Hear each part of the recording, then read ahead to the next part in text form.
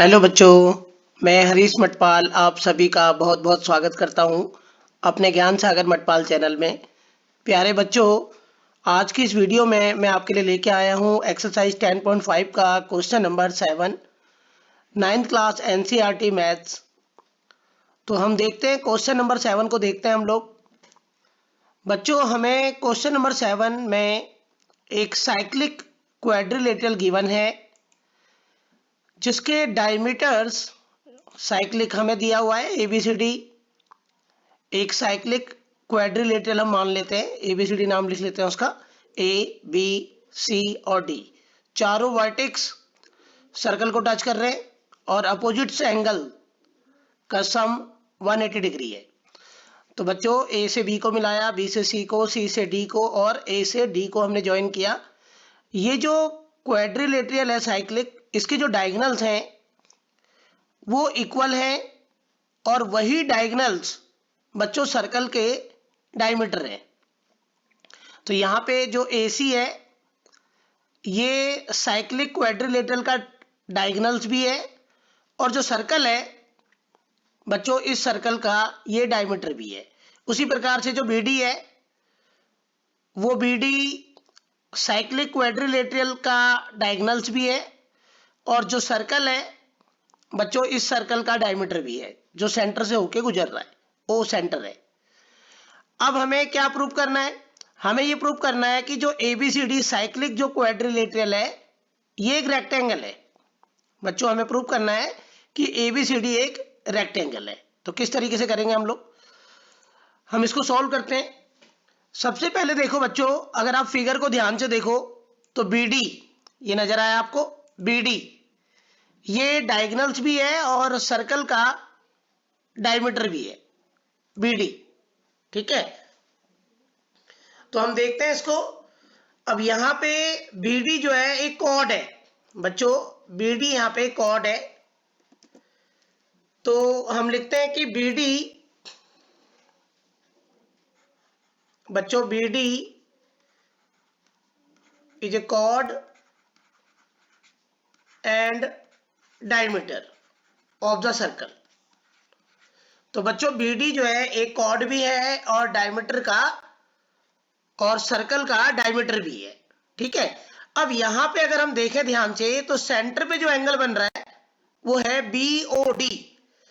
Centre पे BD cord है बच्चों, BD एक कॉर्ड है जो सेंटर पे एंगल बना रहा है BOD। तो अगर हम लिखें इसको तो यहां पे सेंटर पे BOD सेंटर पे एंगल बन रहा है।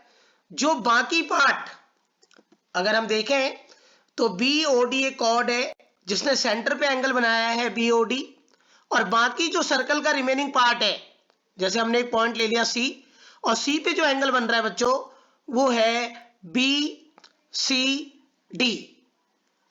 तो हमने सर्कल की थ्योरम पढ़ी है कि जो सेंटर पे एंगल होता है बच्चों, जैसे सेंटर पे एंगल बन रहा है BOD तो वो डबल होगा एंगल BCD के। बच्चों, हमने पढ़ा है कि सेंटर पे जो एंगल बनता है, जैसे BD कॉर्ड है, सेंटर पे एंगल बन रहा है BOD, तो बाकी पार्ट पे जो एंगल बनेगा बच्चों उसका डबल होगा। ठीक है, तो इसका रीजन है हमारे पास angle at centre is double from angle at remaining part of the circle. तो हम इसको सॉल्व करते हैं आगे, इस थ्योरम के बेस पे हम इसको सॉल्व करते हैं। अब बच्चों BOD अगर हम देखें ध्यान से तो BOD हमें 180 डिग्री दिया है, BOD हमें 180 डिग्री दिया है। ठीक है, ये रहा 180 डिग्री। तो हमने BOD को हटा के बच्चों उसकी जगह लिख दिया 180 डिग्री।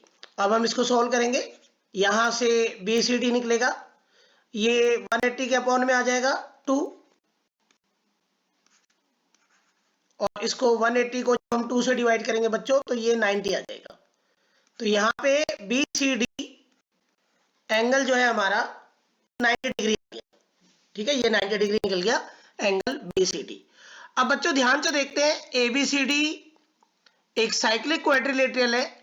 तो बच्चों एंगल जो A है और जो एंगल C है ये दोनों के दोनों अपोजिट एंगल्स हैं, एंगल ए और इसका अपोजिट है एंगल सी।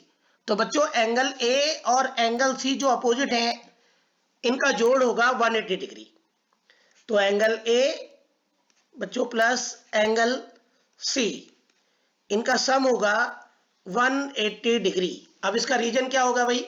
इसका रीजन है कि जो साइक्लिक क्वाड्रिलेटरल है उसके जो अपोजिट एंगल्स होते हैं उनका जोड़ 180 डिग्री होता है। तो बच्चों यहां पे इजीली हम एंगल ए फाइंड करेंगे। तो एंगल ए हम निकालेंगे,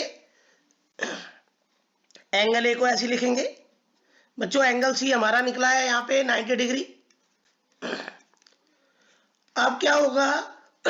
तो एंगल ए जो है यही रहेगा, इस प्रकार से एंगल ए भी हमारा 90 डिग्री निकल गया।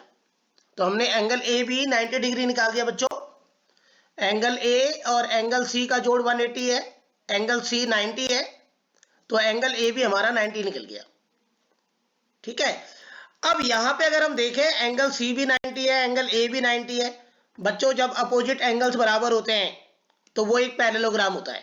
तो एबीसीडी एक पैरेललोग्राम है क्योंकि इसके अपोजिट एंगल्स इक्वल है और दोनों अपोजिट एंगल ए और सी बच्चों दोनों 90 डिग्री है।